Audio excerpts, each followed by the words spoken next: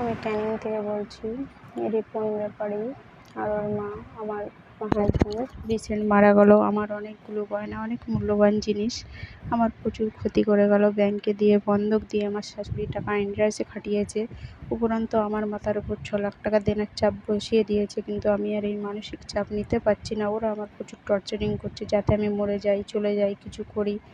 তো আমার পিছনে এমনভাবে পড়ে আছে আমার শাশুড়ি আর ননদ।